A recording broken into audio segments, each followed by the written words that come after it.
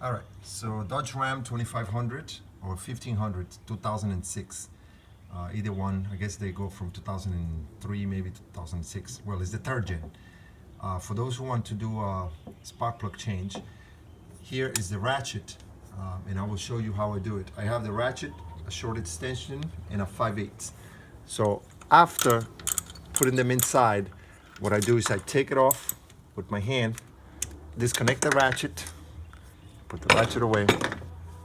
Then I grab the 5/8, because sometimes like those ones over there, you will not be able to get to. So you have to split it.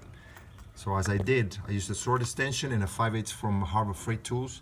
And what I do is I split it. So let me split it, as you can see. I split it. And even if this were to fall, you use a magnet tool. And then you take it out. And then you pull it out with the magnet tool, which is over here. So then you put the magnet tool inside and boom, this spark plug comes out. This is the shortest video I could ever make. This is a 5/8 and this is an extension. Look at the size. And then I use a regular 3/8 ratchet. And this is the magnet.